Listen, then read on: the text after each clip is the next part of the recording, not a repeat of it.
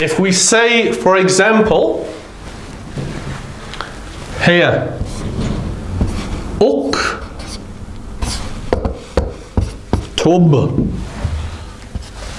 What does uktub mean? You write. Good, ya Muhammad. What type of word is it? Fi'lu amrin. It's a command form, isn't it?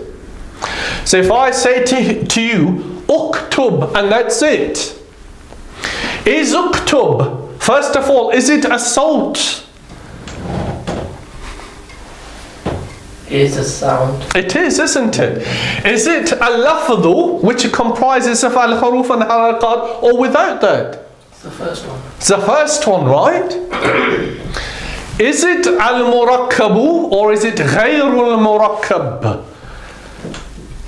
I would say غير. You would say ghayrul murakkab. What do you think, ya animal haq? I think it's 2 words. You think it's 2 words? Remember, if I ask you now, what ma huwa al-i'rabu? What is the i'rabun of uktub? What would you say? You'd say it's fi'lu amrin. Fi'lu amrin. Mabniyun ala sakuni. Right? Mabniyun ala sakuni. Wa fa'iluhu mustatirrun. تقديره. What's its تقدير? أنت يا Muhammad. If I'm speaking to you and I say to you اكتب, who is the fa'ilun here? It's أنت, you, right? Like we mentioned that ayah, right? Don't look at me like that, ya Muhammad. I'm speaking, I'm addressing you. I'm saying uktub. Therefore, who is the one who's being addressed? Me. You. Therefore, you're the one who has to perform this action. You're the fa'ilun. Right? Yeah.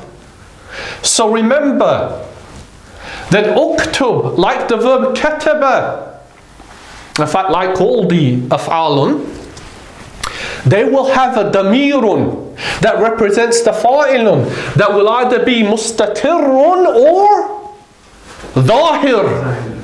Either it will be hidden or it will be apparent. Right? Like katabta, katabtu, katabna. All of them have a damirun connected to the verb that represents the what? The doer, the fa'ilun. So, if I say to you, therefore, uktub, that is what we call al-murakkabu. Al-murakkabu. Why is it al-murakkabu? Because it comprises of actually 2 words. One of them is assumed to be there, and one of them is what we call a-dhahiru. Right? One of them is apparent, and the other one is mustatirrun. It's hidden, taqdiruhu. So we say it's assumed, taqdiruhu, anta. It's assumed to be anta, you. Right? So remember that. But ordinarily, yes, what we understand to be al-murakkabu, al-jumlatul ismiyya is, what we always use, al-waladu طويل. يا علم الحق. Is this الصوت?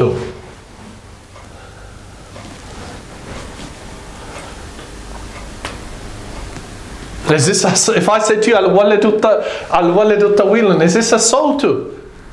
Yeah. Yes. Is it اللفظ, which is المركب comprising of al-haruf and al-harakatu, or without that? Easier. With al-haruf and al-harakat. Now, is it al-murakkabu or ghayrul murakkabi? It's murakkabu. Why? There's 2 parts. Because there's 2 parts. Right? And similar, if we had our normal jumlatul fi'liya, kataba al-waladu kitaban. Kataba al-waladu kitaban. Then we have all three parts which are apparent from al-jumlatul fi'liyah, right? So we understand what al-lafdhu is. The root of it is as-sawtu. Okay? And it will be comprised of either al-haruf and al-harakatu or without that. And in fact, we should have mentioned the well-known ayah in Surah Qaf. وَمَا يَلْفِظُ مِنْ قَوْلٍ إِلَّا لَدَيْهِ رَقِيبٌ عَتِيدٌ. Right? مَا يَلْفِظُ مِنْ قَوْلٍ. He does not articulate qawl, a statement. إِلَّا لَدَيْهِ رَقِيبٌ عَتِيدٌ. Except there is رَقِيبٌ, رَقِيب, an observer ready to record his statement. So al-lafdhu is either going to be al-murakkab or ghayr al-murakkab, and then it is al-mufid. So al-murakkabu can be of two types. Either it can be al-mufidu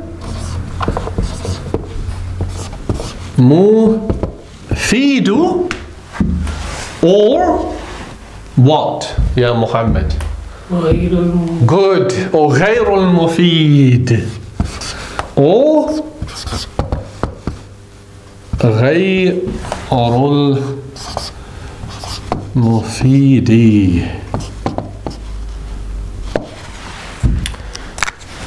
So it can be that which is al-murakkabu, comprising of kalimatani or akthar. Either it can be al-mufidu or it can be غير المفيد. What does that mean? Remember a very important point in Arabic grammar that will tell you whether the words are al-mufidu or غير المفيد. And it's represented by this statement. ما يحسن عليه السكوت. السكوت. ما يحسن عليه السكوت. What does that mean? What is good or correct? Silence upon it. What does that mean? It means that if you articulate a statement, then upon its completion, the listener is content, i.e. not waiting for anything else, then we say that your statement is al-mufidu, because we can remain silent at that point. What does that mean? In practical terms, it means, like we just said, al-qalamu aswadu. Al-qalamu aswadu, which means the pen is black. If I therefore say to you, Ya Muhammad, al-qalamu aswadu, after hearing that statement, are you then after that waiting for another word? No. No. Because all the information that you have now acquired from my statement is sufficient for you to have an understanding of what we're speaking about. And that is that I'm trying to articulate to you that the color of this pen is black. And by that statement, al-qalamu aswadu, that communicates that message. Right? Similarly, our other example, kataba al-waladu kitaban, which means ya'lamul haqq. The boy wrote the book. Right, a book. The boy wrote a book. If after completing that statement you are content with what you've heard and are not expecting anything additional in order to complete your understanding of what has happened, then we said that that is al-mufidu. So if I said to you, Ya Namul Haq, kataba al-waladu al-kitaba, are you content? No, why are you not content? What?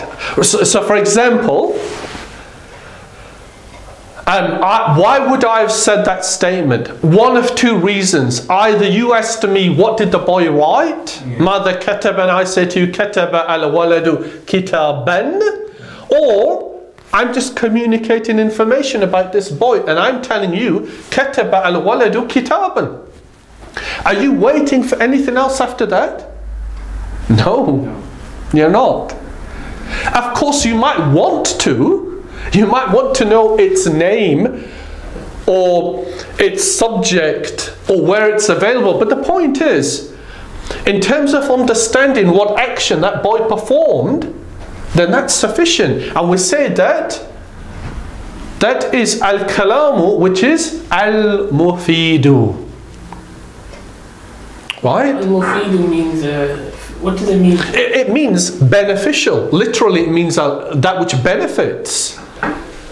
So words that will benefit you. Apologize, mention that. But you understand, right?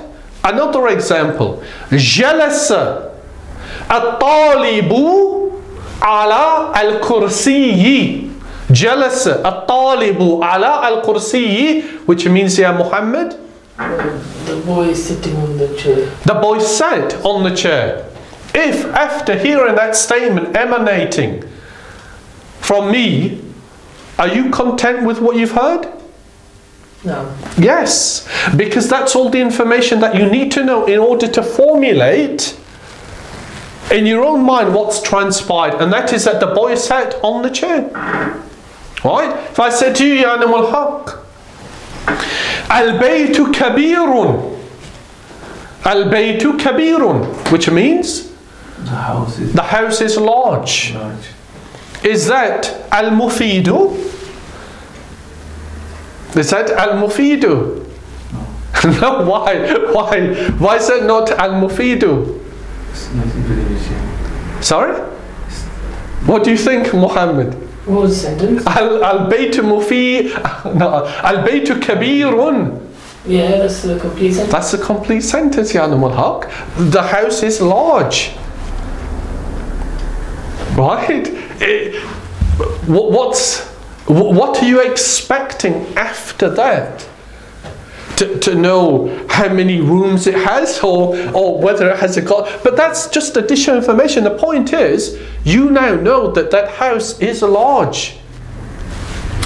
Let's give you an example. Remember this term, مَا يَحْسُنُ عَلَيْهِ السُّكُوتُ. Let's give you another example. In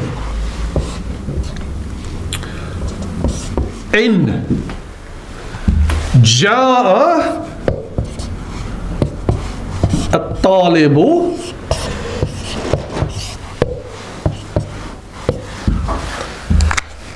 right.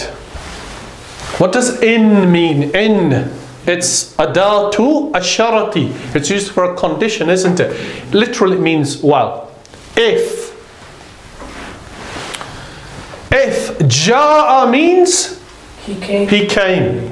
At-talibu, the student. So, Ya Muhammad, if I now say to you, in jaa at-talibu, is that al-mufidu? No.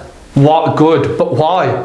Because you only give half the information. Right, because I'm saying to you, if the student came.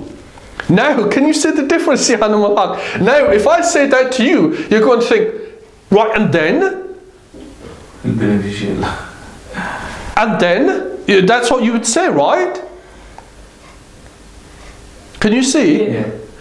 If I said to you, in hadara al-muallimu, which means, in hadara al-muallimu, If the teacher attends. if the teacher attends. If I said to you, Ya Animal Haq, in hadara al-muallimu, then what would you say? Would you say that's al-mufidu? No. Why? It's It's not complete. Because it's not complete. You're waiting for, well, in this instance, you're waiting for jawab al-sharti, aren't you? Then what will happen? Then it'll be complete. Right? So if I say to you, in hadara al-muallimu fa yu'allimuna ad-darsa, right? In ja'a al-muallimu fa yu'allimuna ad-darsa, if the teacher comes, then yu'allimuna, he will teach us ad-darsa, the lesson. Now ya Namul Haq, is that complete? Is it al-mufidu? Yes. It is, right? It's al-mufidu.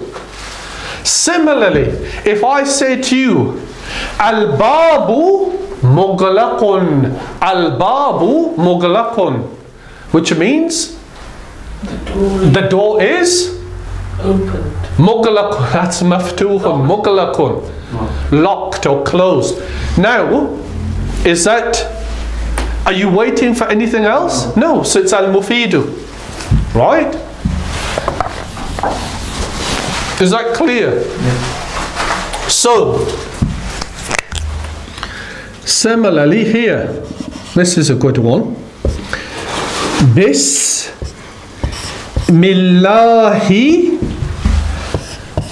ar-Rahmani ar-Rahim.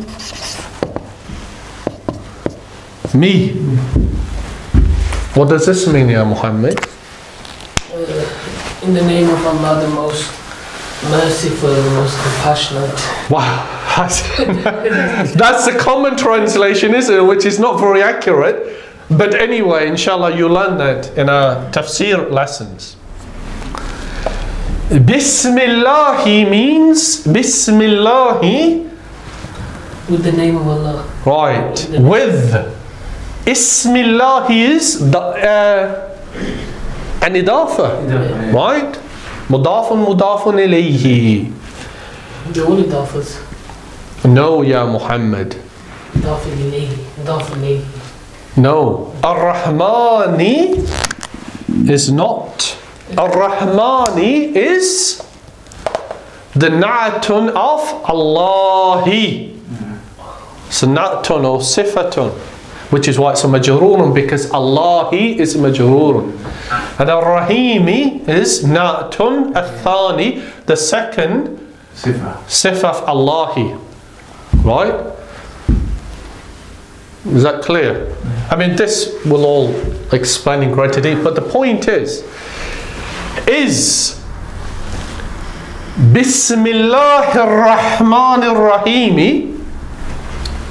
is that a sawtu, Ya Muhammad?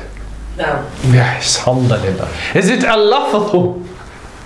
Yeah, with the. You don't need to think too much about it. Clearly it is, isn't it? It's al-harufu wal-harakat. We can see them. Is it al-murakkabu? Clearly it is, isn't it? Because it comprises of more than two words. Right? That's a harfun. So that's not one of the two. Actually, no, ignore that. It is. Right? It comprises of B and Ismillahi and Ar-Rahman Ar-Rahim. Right? But is it al-mufidu? Is it al-mufidu? Think. Generally, when somebody say that, they're going to do something after, or they're going to say something after. Right, Ya Muhammadu. By itself, it's not. It's not al-mufidu. Right? The fact that we have a na'at here and a na'at here, two descriptions or sifatun of Allah, the fact that we have that doesn't make it al-mufidu.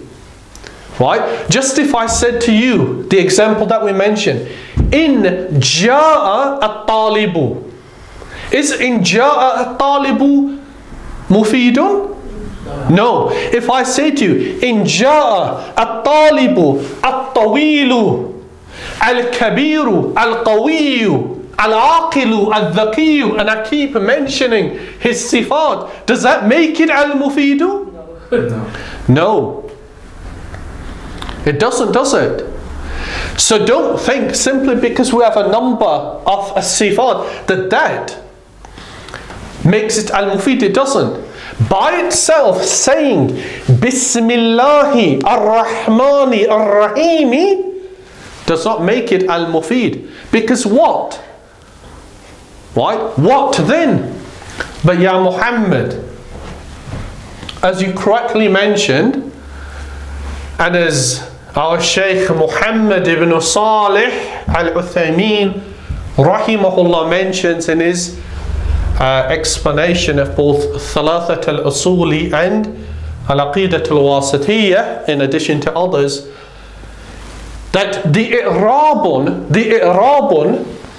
of Bismillahi, right? The i'rabun of Bismillahi is muta'alliqah, it's connected بفعل محذوف متأخر مناسب للمقام. Right? So he said that it's connected to fi'lin, which is fi'lin, a verb, mahdhufin, separate, erased, mutaakhir, delayed, right? Because remember, fi'l usually comes first, but it's delayed. Munasib, appropriate, lil maqami, for the position. What does that mean, Ya Muhammad? When do we normally say Bismillahi? when we start something. Before we're going to start something. So if you were to express it, right? If we were to express it, our action in words, so I'm going to read something, right? Or I'm going to eat something. I would say Bismillahi ar-Rahmani ar-Rahimi akulu. Wouldn't I? Yeah. Or aqra'u. Aqra'u, meaning I read. Or aktubu, or whatever. So, by saying this, right, how we've now represented it, that is now al-mufidu. No, it's not there. Right? But so therefore, this part, the fi'lin, mahdhufin, that is we said that is al-muqaddarah. It's assumed to be there. Right? We said that's istaqdir. Right? Because the basmala, the i'rab of it is, or one of its grammatical explanation is that it's connected to an action which is being erased, and one which is appropriate to the situation in which you're going to say this. Right? So therefore now, do we say, if we understand it in that fashion, that the basmala is al-mufidu or not? No, it's not complete. If you say something and then complete. No, right, but it's assumed to be the yanmul haq. Therefore, is it al-mufidu or not? It's mufid. It is al-mufidu. Yeah. Right? So, that is al-mufidu. All that remains therefore is al-wad.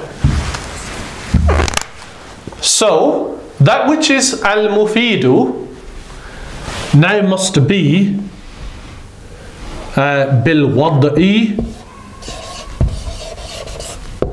بالوضع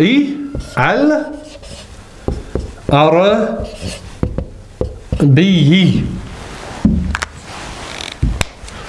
So, the understanding of bilwad'i means that, as we mentioned, according to the grammarians, what is considered to be al-kalamu, according to the grammarians, that which is al-kalamu, huwa al-lafdhu, right? What which is articulated upon the tongue. It's al-murakkabu. It comprises of two or more words. And it is al-mufidu, meaning I can stop at that point and you're content. The listener is content. And it is bilwad'i, meaning it is in Arabic. So if you speak and you fulfill all of these conditions, but your speech is not in accordance with the rules that govern the Arabic language, we say it is not bilwad'i. It is not bilwad'i. It has to be in accordance with the rules that govern the Arabic language. If a person therefore communicates during the course of his speech in a language other than Arabic, or he mixes Arabic and another language as part of that which is al-lafdhu al-murakkab, even if it is al-mufidu, but he uses words from a different language, then we say that that is not bilwad'i al-arabi. It is not bilwad'i.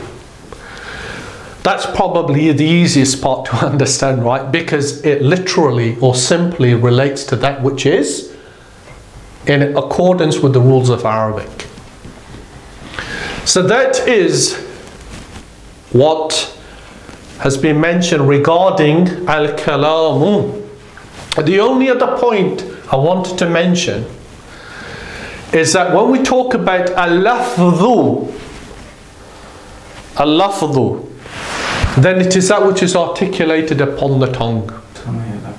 In Arabic grammar, it just relates to that, meaning what is removed from it is what we call al-isharatu, an indicator. For example, I say to you, Hal antuma fahimtuma. Hal antuma fahimtuma. Have you two understood? And you nod with your head. Or you make some other gesture. Right? That gesture, we said that that is not al-kalamu. It is not al-kalamu. Similarly, the grammarians remove from that which is maktubun, that which is written. Right? So, if I ask you a question, masmuka, and then you write ismi Muhammadun, and then you hold that up, according to the grammarians, that is not al-kalamu. Why? Because it is not al-lafdhu. It's not spoken. It's not spoken. Whereas in the Sharia, the fuqaha, the scholars of fiqh, do consider that which is written to be mantuq, that which is spoken, and they take the same ruling. Like the hadith of Ibn Umar radiallahu anhu, where the Prophet sallallahu alayhi wasallam said, Ma haqqu imri'in muslimin yabitu laylatayni wa lahu ma yusi fihi illa wa wasiyatuhu maktubatun indahu. That it is not befitting for a believer who remains 2 nights in any place and he has something that needs to be part of his wasiyah and his will, except illa wa huwa maktubatun indahu, except that it is written down with him. Meaning that that which is written down according to the Sharia has the same ruling as that which is mantuq, spoken. So it's another example where the Sharia, the definition of that term in the Sharia differs with that which is in the mustalahat, the specific terminology of the grammarians. Right, is that clear? Any questions? Naam ya Muhammad. So if you were to just literally translate that Yes. sentence, can you just do that? Yes. So I can write down Speech speech. is al-lafdh, that which is spoken. That which is spoken. Comprising. So this is the problem there. If we want a literal translation, It sounds good. if we want a literal translation, then what is it going to be, Ya Muhammad? It's going to be speech is that which is spoken and connected together, Complete, mufid. beneficial in Arabic. But that now is not going to be particularly helpful when it comes to revising it, which is why you need to understand it according to how we've explained it, which is that speech is that which is spoken upon the tongue, comprising of letters and vowels. It is two or more words.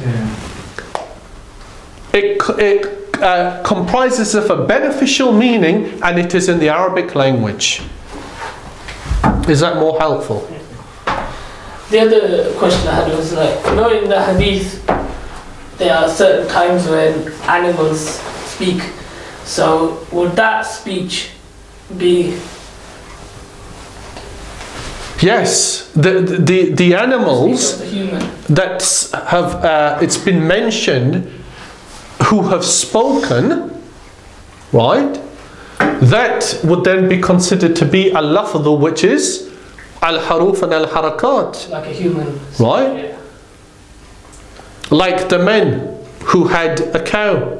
فَأَرَادَ أَنْ يَرْقِبَهَا, and he wanted to ride upon it, so he tried to do that. So the cow addressed him and said, مَا خُلِقْتُ لِهَذَا, I've not been created for this purpose. In addition to the other. So whoever speaks with a salt, a voice, which is al-lafdh, comprising of al-haruf and al-harakat, and it is al-murakkab, and it is al-mufid in the Arabic language, then we said that فَهُوَ الْكَلَامُ, it is al-kalam. Right? Is that clear what we've mentioned? Ya Namul Haqq. Right, now I shall conclude. Subhanakallahumma wa bihamdika ashhadu an la ilaha illa anta astaghfiruka wa atubu ilayk.